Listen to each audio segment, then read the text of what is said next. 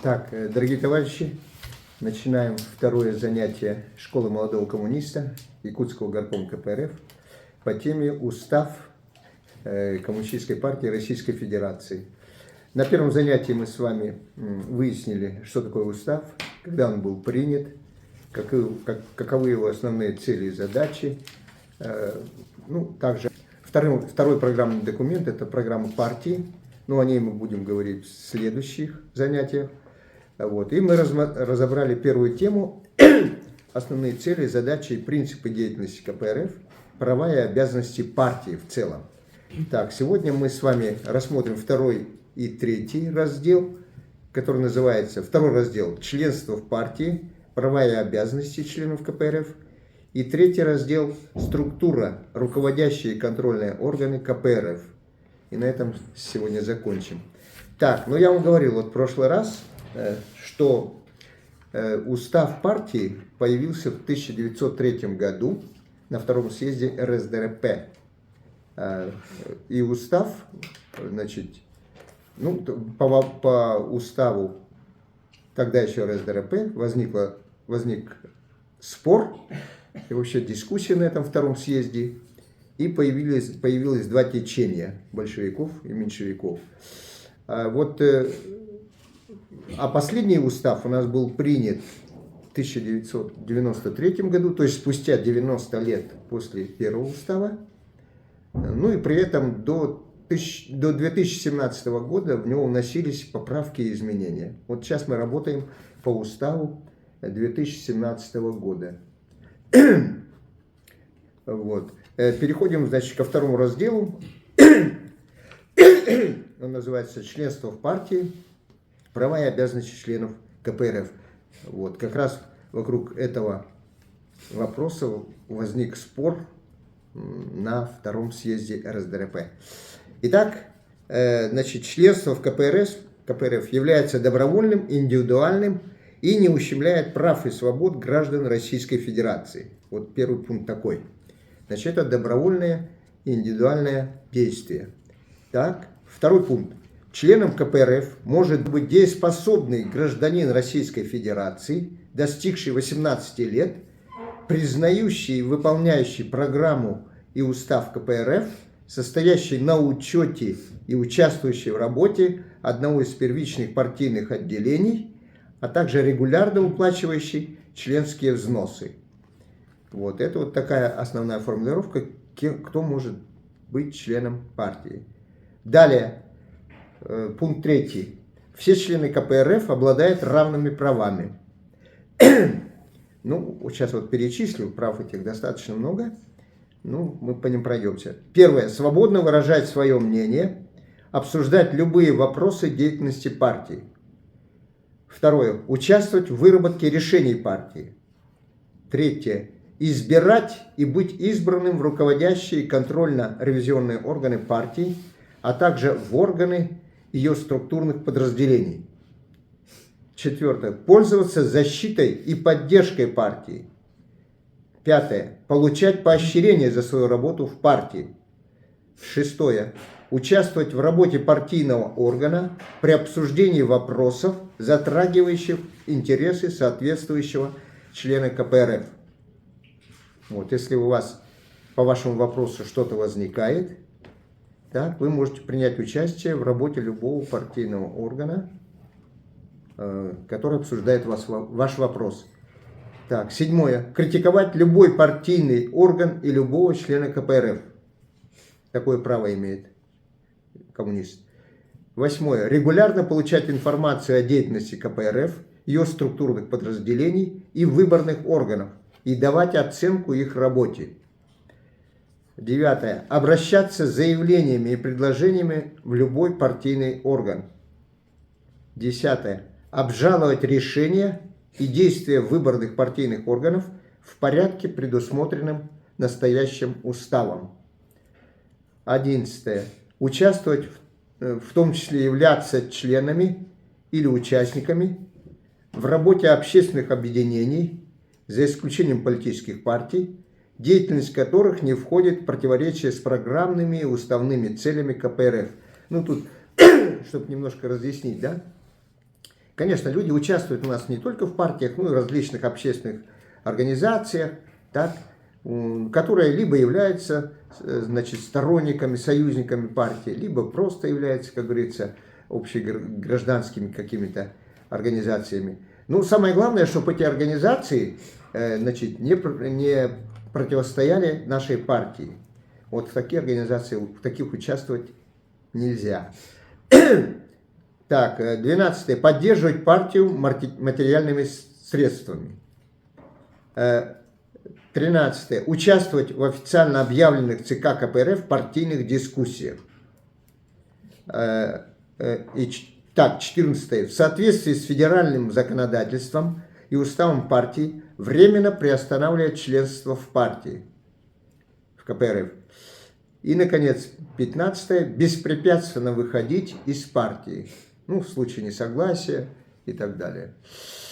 Так, вот таковы права членов КПРФ. Они довольно большие. И, как вы видите, что члены партии у нас свободны, значит, выражать свое мнение, участвовать во многих организациях, выступать, критиковать, значит, подавать всякие предложения и заявления, так? Ну, в то же время должны поддерживать партию,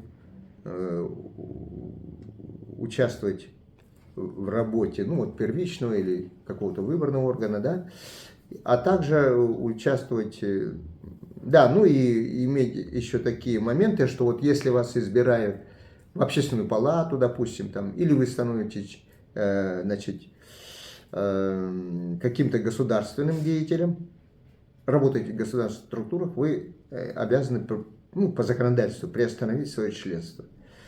Ну, в случае, да, и вот свобода, ну, права еще такие, что вот член партии как вступает в партию добровольно, так и может выйти из нее добровольно в случае несогласия, в случае там каких-то споров с руководством и так далее.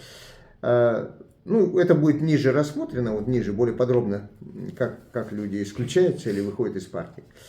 Так, пункт 2.4. Теперь члены КПРФ несут равные обязанности. Вот теперь каковы обязанности членов партии, если вы вступили? Первое. Добиваться достижения программных целей партии. Ну, у нас есть устав и программа. Вот. Мы добиваемся, ну так вот, чтобы разъяснить, мы добиваемся, во-первых, политической власти, а затем будем строить обновленный социализм. Ну, вы знаете, в 1991 году Советский Союз рухнул, вот, к сожалению, развалился, ну, там много разных причин, вот, но мы будем добиваться возвращения советской власти и продолжения строительства нового справедливого государственного строя социализма. Так, второе. Какие еще обязанности? Соблюдать устав КПРФ. Ну, первое идет у нас, значит, вы же поддерживаете программу и устав, поэтому должны их соблюдать. Третье. Овладевать марксистско-ленинской теорией, повышать свой идейный уровень. Ну, так как у нас идеологическая основа это марксизм-ленинизм, так, то мы должны, ну, по мере возможности, все коммунисты должны хотя бы азами марксизма-ленинизма, вот на таких занятиях, как у нас, в школе молодого коммуниста и так далее, а люди более подготовленные, с высшим образованием или имеющие степени ученые, они могут даже самостоятельно найти вот книги Маркса, Энгельса, Ленина, Сталина и изучать их. Ну, а кто не может, коллективно, вот, можно коллективно эти работы будем рассматривать. Далее. Пропагандировать идеи партии, способствовать укреплению авторитета КПРФ и росту ее влияния на жизнь общества. Ну, этим мы занимаемся, особенно во время выборных кампаний. 5-й пункт. Выполнять решения органов соответствующего первичного партийного отделения, в котором член партии состоит на учете, а также решения всех вышестоящих органов партии. Вот, ну, член партии, он не только вот имеет довольно обширные права, но и он, как говорится, вот обязан подчиняться коллективному мнению либо первичного отделения, либо вышестоящей организации. Так? 6. Быть патриотом своей родины, укреплять дружбу народов. 7. Беречь репутации партии, не допускать действий, которые могут нанести ущерб КПРФ. 8. Отчитываться в своей работе перед выборным органом, членом которого является коммунист, а также перед высшим или постоянно действующим руководящим органом первичного партийного отделения, в котором он состоит на учете. Ну, коммунисты, вот у нас, тем более если выборные, ну, допустим, секретари, замсекретаря, там, член бюро, горкома, райкома и так далее, да, они должны отчитываться, периодически отчитываться перед, перед коммунистами, во-первых, так, а во-вторых, они должны отчитываться перед вышестоящими органами. Так, 9. Регулярно уплачивать членские взносы. Ну, членские взносы, вот мы тоже дойдем, является 1% от дохода ежемесячно. Коммунист должен вот этот 1% вносить на поддержание, материальную поддержку партии. Ну, партия, потому что имеет небольшой, но аппарат, надо этот аппарат содержать, надо, значит, газету издавать, надо, значит, проводить различные мероприятия. Вот. Да даже, допустим, вот у нас деньги идут на поздравления юбиляров, значит, мы провожаем наших ушедших товарищей, ветеранов, вот, тоже на это уходят деньги и так далее. Так, это чисто жизненные такие вопросы. Так, и последний пункт. Последовательно защищать граждан от любых проявлений социального, национального, духовного и расового угнетения. Вот коммунист должен быть, как говорится, таким защитником граждан. Так, пункт 2.5. В КПРФ запрещается создание фракций. Вот. Ну, вы знаете, вот до 10-го съезда партии, до 10-го съезда, он прошел, 10-й съезд в 1921 году, после гражданской войны, у нас еще фракции, можно сказать, были, ну, разные группы и так далее, они спорили между собой, там, ругались и все такое, да. Ну, это стало достаточно опасно, и вот на 10-м съезде по инициативе Владимира Ильича Ленина было принято решение о запрете создания фракций, которые бы выступали против генеральной линии, как мы говорим, партии, да? Потому что это создает нервозность, создает излишние, как говорится, хлопоты, излишнюю борьбу внутри самой партии. Так, пункт 2.6. Вступающий в члены партии гражданин представляет личное письменное заявление и рекомендации 2 членов КПРФ, имеющих партийный стаж не менее 1 года. Вопрос о приеме в партию решается общим собранием первичного партийного отделения, расположенного на территории субъекта Российской Федерации, в котором гражданин постоянно или преимущественно проживает. Ну, кроме этого, я тут должен еще добавить, что кроме личного заявления, ну, оно там пишется, у нас, правда, есть форма, так, вступающий гражданин заполняет анкету. Ну, рекомендации 2 членов партии, да, обычно, если, ну, тут так, в общем, бывает всяко, да, если у него есть знакомые члены партии, они дают ему рекомендации. Если нет, ну, тут вот по решению бюро, по решению горкома и так далее, рекомендации могут дать секретари. Ну, после того, как хорошо ознакомиться с вступающим. Мы даем даже сейчас небольшой такой кандидатский стаж, ну, месяц, больше там, да, чтобы человек себя немножко проявил, где-то поучаствовал, а потом уже... Кандидатский стаж был раньше в партии, сейчас его временно сняли. Ну, вот уже есть предложение о том, что надо восстановить кандидатский стаж. Раньше он был год. Вот человека в течение года проверяли. И только через год принимали в партию. Очень строго было. Вот в Советском Союзе, допустим. Так, в исключительных случаях вопрос о приеме в партию может быть решен бюро комитета соответствующего местного или регионального отделения КПРФ. Ну так, по идее, каждый вступающий должен пройти через какую-то первичку. И вот первичка его принимает, она его обсуждает и делает, решение выносит, принять или не принять. Так, но если такой первички нет, ну бывает такое вот в районах там и так далее, да, у нас, то у нас даже в Компартию принимает бюро райкома. Иногда такое бывает. Да. Потому что на месте, вот в каком-то районе, в каком-то селе нет вообще ни первички, ни местного отделения даже и так далее. Тогда сразу на регионального переходит. Далее, решение о приеме в партию или об отказе в приеме, принятое общим собранием первичного партийного отделения, в обязательном порядке подлежит утверждению бюро комитета непосредственно вышестоящего структурного подразделения КПРФ. Ну, вот в данном случае, если в городе человек проходит через первичку, то считается принятым в партии, вот он, когда его, ну вот первичка приняла его, решение вынесла, да, мы принимаем этого гражданина, но он приходит еще на бюро горкома, и бюро горкома должно утвердить вот это решение первички. Или утверждает, или не утверждает. Да? Тогда, значит, этот гражданин временно не может быть принят. Ну, сейчас посмотрим. Дальше, да? Дальше, гражданин, да. Ну, вот я как раз говорю, да. Гражданин считается принятым в КПРФ с момента утверждения решения о его приеме в партию. То есть, вот только бюро окончательно ставит точку. Бюро горкома, в крайнем случае, бюро рескома. Да? Гражданин, исключенный или вышедший из КПРФ, вправе представить личное письменное заявление о повторном вступлении в партию не ранее, чем через 1 год после исключения или выхода из КПРФ. То есть год ему дается, вот. Потом он может повторно, это не возбраняется.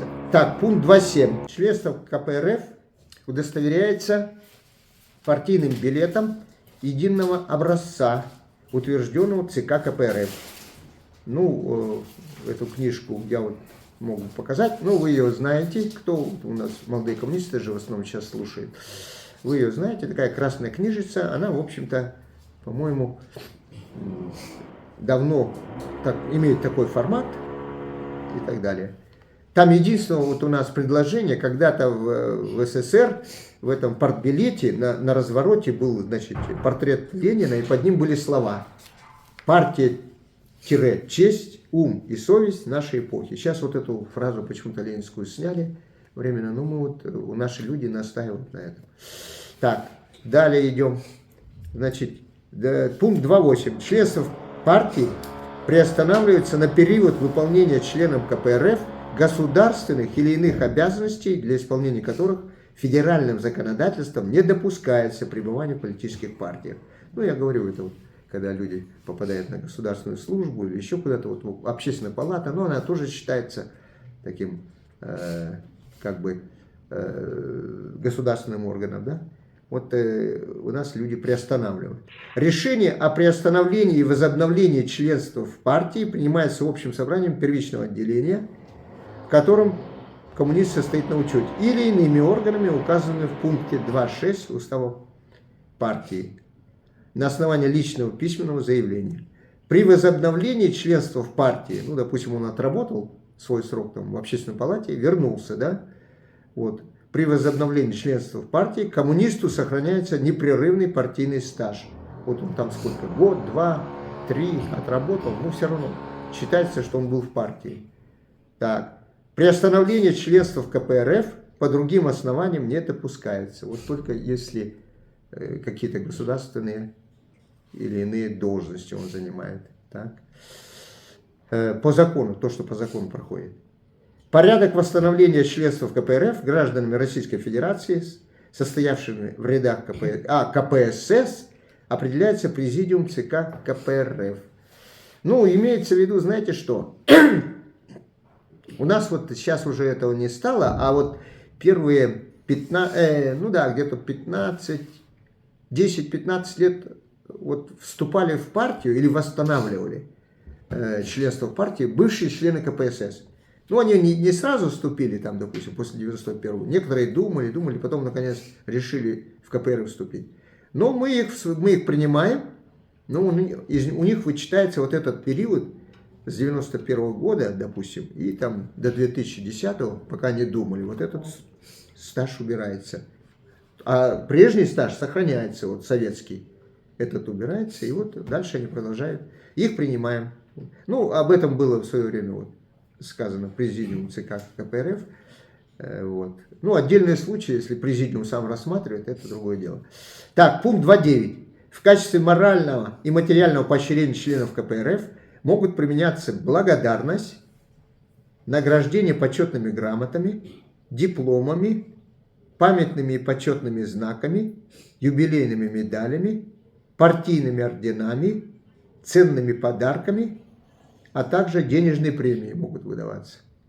Ну, у нас все это применяется, ну, имеется в виду, ну, дипломы имеется в виду, это когда человек, вот у нас тут иногда бывает, значит, мы проводим шахматные турниры или еще что-то, вот там выдаются эти дипломы. Вот. Ну, памятные почетные знаки всякие тоже бывают, у нас юбилеев много было, государственных и так далее, исторических, да. Юбилейных медалей тоже много было, сейчас вот как бы эта эпоха несколько закончилась, когда вот столетие прошло, начиная с Октябрьской революции, вот 100 лет Красной армии там и так далее, и так далее. Так, далее. Решения о поощрении могут быть приняты общим собранием первичного партийного отделения, в котором член КПРФ состоит на учете, а также бюро комитета соответствующего местного или регионального отделения партии, а также ЦК КПРФ и его президиуму. Ну, для этого подается ходатайство, между прочим, от первичного отделения, ну и вышестоящих органов, да. И они принимают потом решение. Так, теперь 2.10 пункт. Член КПРФ, активно проработавшему в партии, в том числе в КПСС и КП РСФСР, Компартии РСФСР, да, 30 и более лет, решением общего собрания первичного партийного отделения может быть присвоено звание ветеран партии и вручен наградный знак. Есть у нас такой знак. 30 лет и более. Положение о нагрудном знаке утверждается ЦК КПРФ. Он небольшой знак, но все-таки тоже такое имеет значение. Да. Далее, пункт 2.11. За невыполнение членом КПРФ одной или нескольких обязанностей, предусмотренных пунктом 2.4 Устава партии, на него в зависимости от характера содеянного и степени вины могут быть наложены следующие взыскания. Предупреждение, выговор, строгий выговор. Так? Это если он одну или несколько обязанностей своих не выполнил. Так?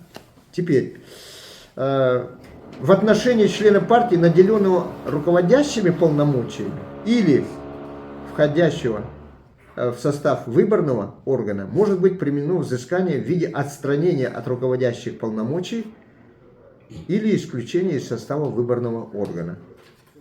Крайней мерой наказания для члена КПРФ является исключение из партии. Исключение из партии осуществляется за неоднократное невыполнение членом КПРФ своих обязанностей, предусмотренных пунктом 2.4 Устава партии, а также за однократное невыполнение названных обязанностей, да, нанесших существенный ущерб КПРФ. Вот такие вот моменты. Да. Решение о наложении взыскания на члена КПРФ или исключения его из партии принимается органом структурного подразделения КПРФ, ну, общим собранием первички, бюро комитета местного или регионального отделения партии, в котором член КПРФ состоит на учете. В исключительных случаях, так, президиум ЦК КПРФ. Ну, это, скорее всего, для вышестоящих лиц. Решение об исключении из партии члена КПРФ, являющегося членом комитета местного отделения КПРФ, может быть принято только соответствующим комитетом, а также комитетом или бюро комитета соответствующего регионального отделения КПРФ, либо ЦК КПРФ или его президиум. А решение об исключении из партии, члена КПРФ, являющегося членом комитета регионального отделения, может быть принято только соответствующим комитетом, либо ЦК КПРФ или его президиум. Решение об исключении из партии члена или кандидата в члены ЦК КПРФ может быть принято только ЦК КПРФ. Информация об исключении члена КПРФ из партии или о наложении взыскания в обязательном порядке доводится до сведения первичного партийного отделения, в котором он состоит. Член КПРФ считается исключенным из партии со дня принятия решения об исключении уполномоченным органом партии или ее структурного отделения. Так? Порядок и основания наложения взыскания определяется положением, утвержденным ЦК КПРФ или его президиум. Так, пункт 2.12. 2.12, значит, он гласит следующее. Исключенный из партии член КПРФ или член КПРФ, на которого наложено взыскание, вправе в двухмесячный срок со дня принятия решения об исключении или наложении взыскания подать апелляцию или жалобу, да, другими словами, в комитет или контрольно-ревизионную комиссию непосредственно вышестоящего структурного подразделения КПРФ. Ну, допустим, его исключила первичка, он подает жалобу в горком, или в бюро горкома, или КРК горкома. Если его исключил горком, он подает жалобу в вышестоящий, в бюро рескома и КРК, или КРК рескома. Вот так. Так. А также может подать жалобу в ЦК КПРФ, либо в Центральную контрольно-ревизионную комиссию КПРФ. Так. Апелляции и жалобы рассматриваются соответствующими партийными органами, как правило, в срок не более 2 месяцев со дня их поступления. В случае принятия решения соответствующим уполномоченным органам КПРФ или ее структурного подразделения о необоснованности принятого решения, исключенный член КПРФ восстанавливается в партии с восстановлением партийного стажа. Ну, допустим, первичка что-то на кого-то, значит, взъелась там, действительно считает, что его надо исключать. Она подает, ну, как говорится, вот это вот постановление свое, да, своего собрания на бюро горкома. Бюро горкома смотрит, рассматривает, считает, что нет, они там слишком пристрастно подошли. Да, виноват человек, но не настолько, можно ограничиться строгим выговором, там, типа того, и так далее. И тогда вот решает вопрос в том, что можно его оставить в партии. Ну, вот примерно так. Или же, наоборот, вот горком кого-то исключил, да, тогда реском может. Если реском кого-то исключил, он может в ЦК пожаловаться. Вот так вот, по восходящей. Так, пункт 2.13. Значит, член КПРФ не может быть одновременно членом другой политической партии. Вот. 2.14. Член КПРФ состоит на учете в первичном партийном отделении, расположенном на территории субъекта Российской Федерации, в котором гражданин постоянно или преимущественно проживает. Это вот мы уже говорили, да? В случае отсутствия, прекращения деятельности такого первичного отделения, член партии принимается на учет в соответствующее местное отделение КПРФ. А при отсутствии или прекращении деятельности последнего, в соответствующее региональное отделение КПРФ. Ну, я так говорю, вот у нас может быть такое в районе. Допустим, его приняла какая-то первичка, потом эта первичка распалась, или там люди умерли. Он может стать на учет в райком, а райком тоже через какое-то время вдруг распался. И тогда его принимает на учет реском. Прямо реском держит, да. Или, ну, или может его подключить к другому какому-то райкому. И такое бывает. Так, член КПРФ может состоять на учете только в одном первичном партийном отделении. Учет членов КПРФ осуществляется на основании единого партийного билета в порядке, определяемом ЦК КПРФ. Ну вот есть у нас еще, кроме билета, есть учетная карточка каждого коммуниста. Вот это, ну она с анкеты там заполняется, учетная карта. И там туда вносятся все вот перемещения коммуниста, так? Туда вносятся поощрения и наказания коммуниста и так далее. Ну и, да, это вот в учетной карточке. Теперь, так, 2.15 пункт. Член КПРФ прекращает или утрачивает членство в КПРФ в случае, когда он прекращает, да? Ну, в случае смерти, понятно. Так, это, в случае исключения из партии. В случае утраты гражданства Российской Федерации. Вот. И, наконец, вступление в законную силу решения суда о признании члена КПРФ недееспособным. Ну, если человек заболел серьезно и так далее, его тоже можно исключить по болезни. Так. Наконец, на основании выхода из партии, на основании личного письменного заявления. Так. И последний пункт. В случае, если этот человек, коммунист, вдруг вступил в другую политическую партию. Для прекращения утраты членства в КПРФ, кроме случая исключения из партии, не требуется решение какого-либо органа КПРФ. Ну, имеется в виду, если он лично написал заявление, все. Мы просто его исключаем из своих рядов. Прекращение, так, ага. Прекращение, утрата или приостановление членства партии гражданина Российской Федерации влечет за собой прекращение его полномочий как члена выборных органов КПРФ и ее структурных подразделений. Так, пункт 2.16. Члены КПРФ, замещающие государственные или муниципальные должности, либо находящиеся на государственной или муниципальной службе, не вправе использовать преимущества своего должностного и служебного положения в интересах КПРФ, либо в интересах любой другой политической партии, не могут быть связаны с решениями партии при исполнении своих должностных или служебных обязанностей. Вот. Ну, я вам вот, допустим, известный наш лидер Алексеев Артур Николаевич был когда-то при Штырове избран заместителем председателя правительства республики.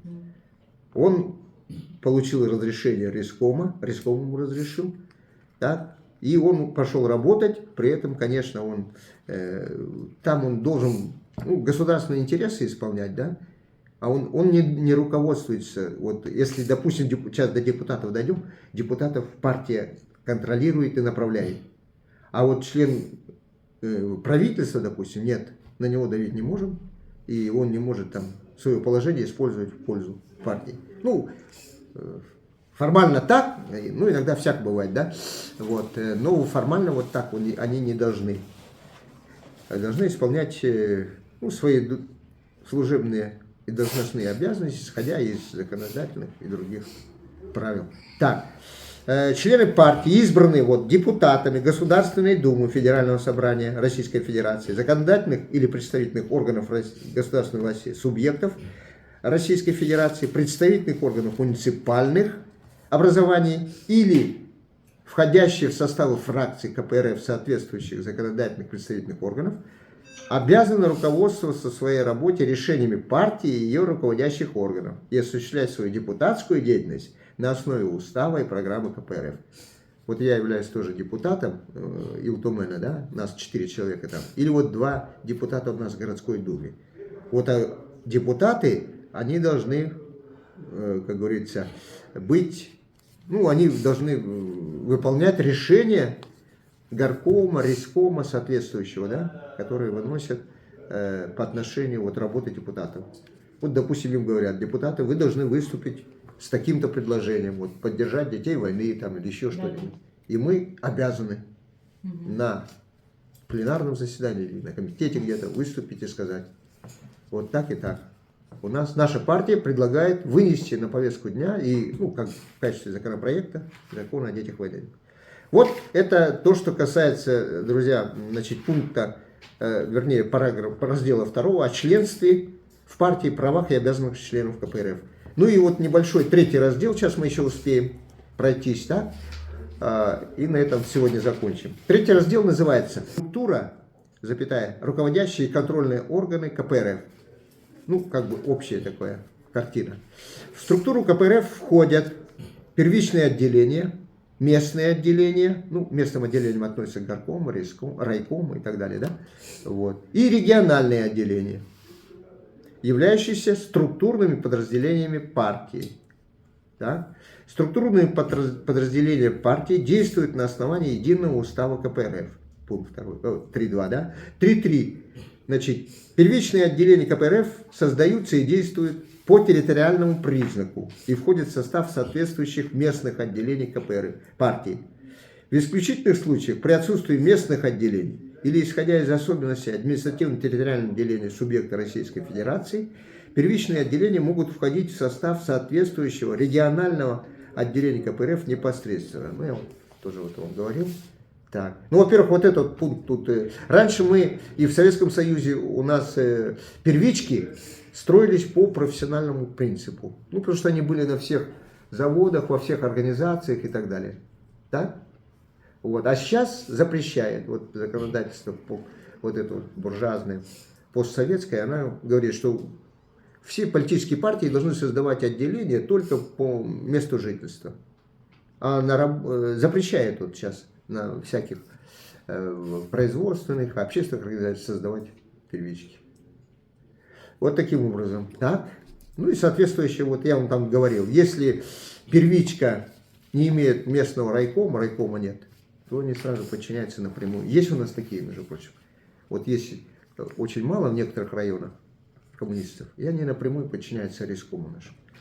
Первичные отделения КПРФ не подлежат государственной регистрации и не являются юридическими лицами. Ну, они небольшие, первичные это у нас от 5 там, или от 3 даже иногда человек до 15 максимум. Вот первичное отделение, оно такое небольшое. 3.4. Пункт 3.4, да?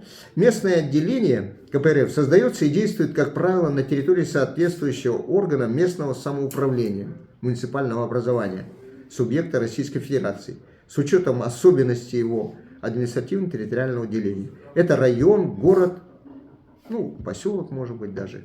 Ну, поселок вряд ли, там, городского типа, если только, да, и так далее. Местные отделения входят в состав соответствующих региональных отделений КПРФ. При отсутствии, ну, такое редко, конечно, при отсутствии в субъекте Российской Федерации регионального отделения ставится на учет прямо в ЦК.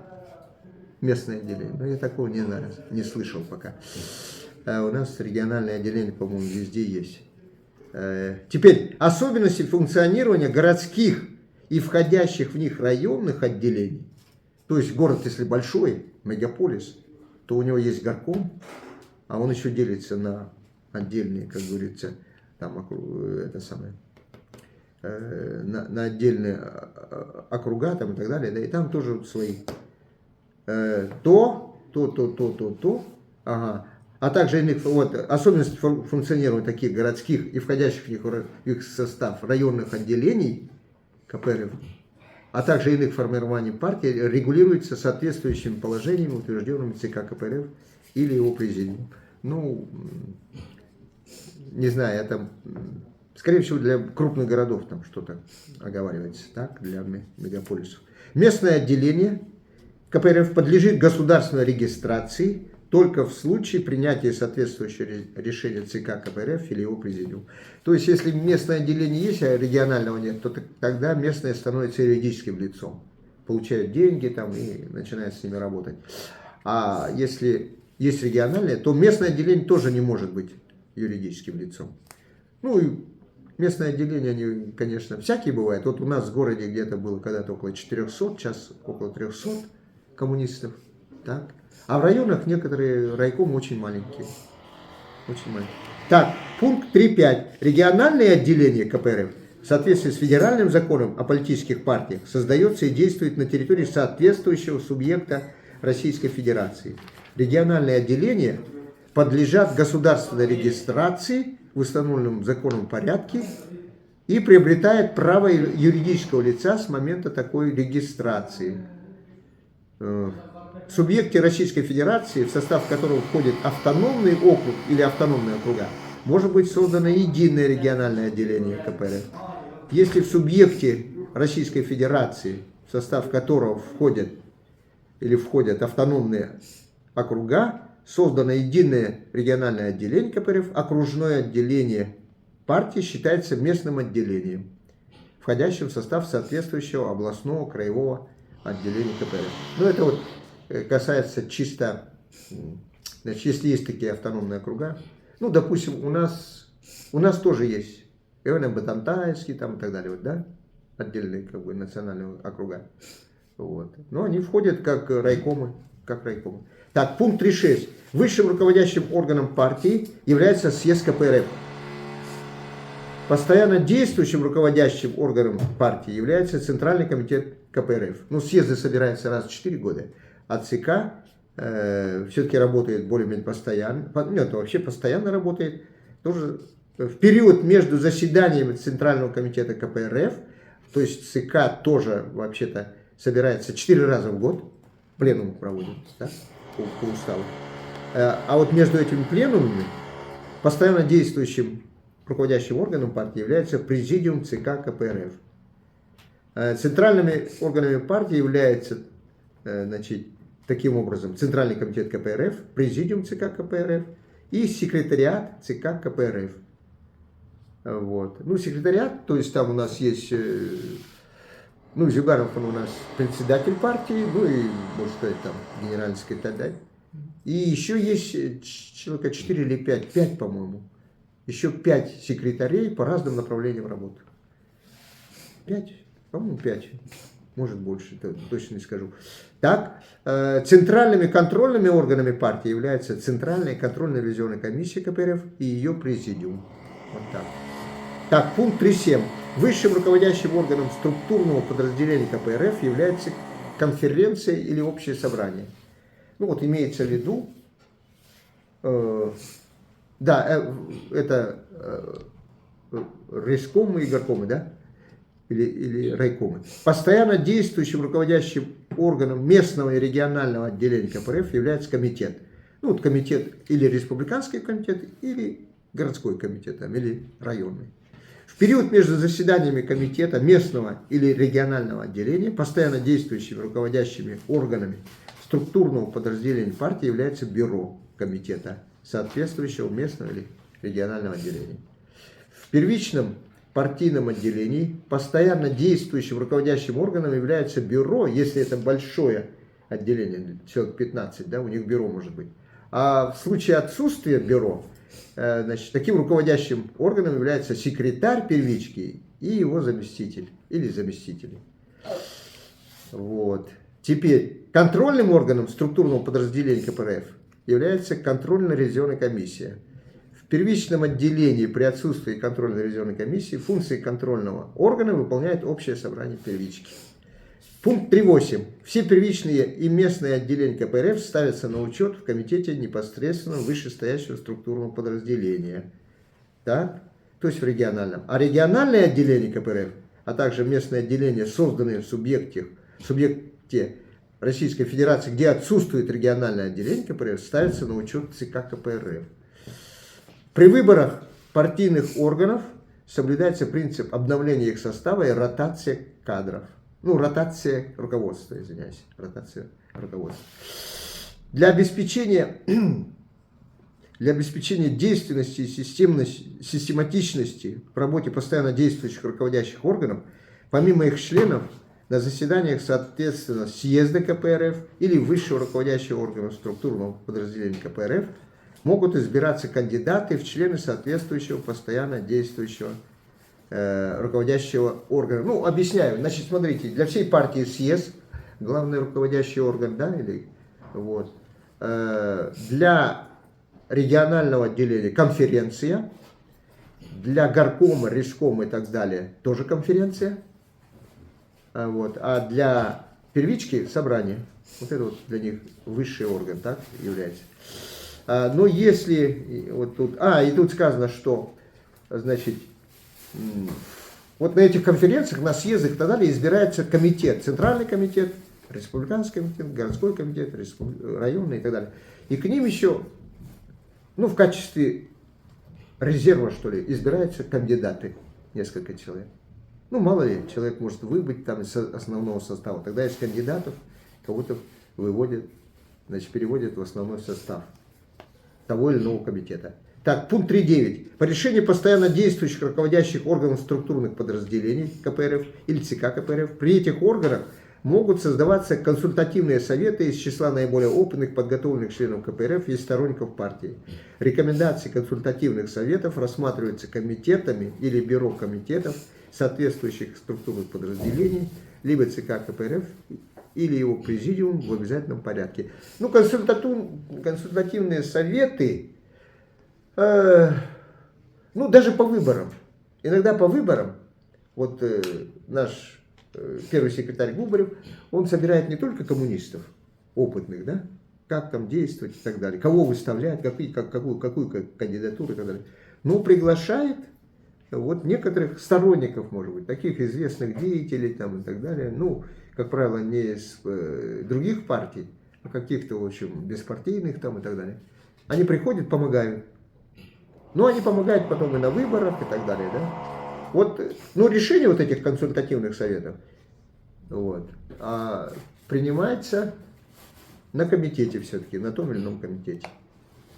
Так, пункт 3.10, последний по этому разделу, значит, гласит: выборные органы партии работают гласно, систематически информируя членов КПРФ и вышестоящие органы о своей деятельности.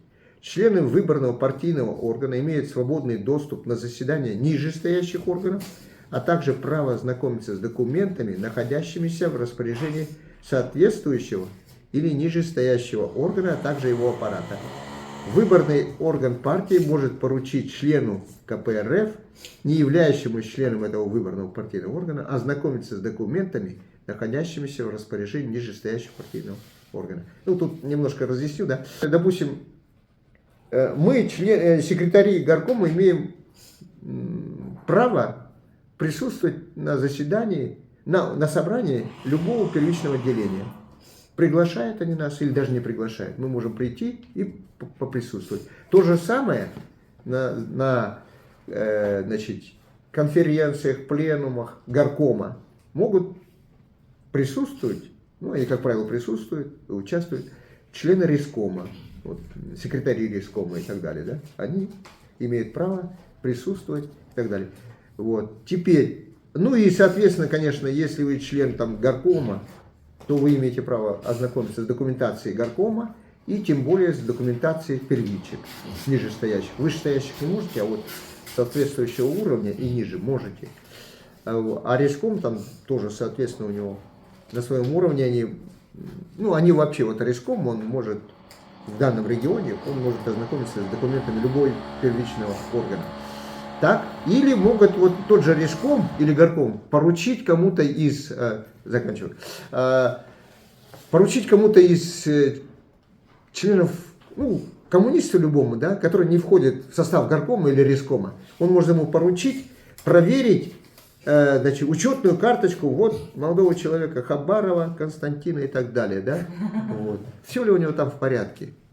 И этот коммунист по поручению горкома проверяет и говорит, ну у него все в порядке. Вот. Нормально. Вот таким образом, ребята, да, товарищи, мы сегодня рассмотрели 2 пункта, значит, и как вы поняли, значит, членство в партии права и обязанности КПРФ достаточно много их, но их надо знать и исполнять. А значит, 3-й пункт мы рассмотрели, что из себя представляет структура в целом партии, что является высшими органами, какое соподчиненность, вот, и какие имеются контрольные органы партии. Ну, в следующий раз мы вкратце, значит, я там, может быть, несколько сокращенно, но они там повторяются, значит, права у них только возрастают. Это мы рассмотрим первичные отделения, мы рассмотрим местные отделения, мы рассмотрим региональные отделения. А может быть и рассмотрим вопросы, ну, скорее всего, вот эти вот. Вкратце рассмотрим, чем же занимается у нас первичка, какие имеют права и обязанности, да? Чем занимается местное отделение, чем занимается региональное отделение. Спасибо. На сегодня занятие закончено.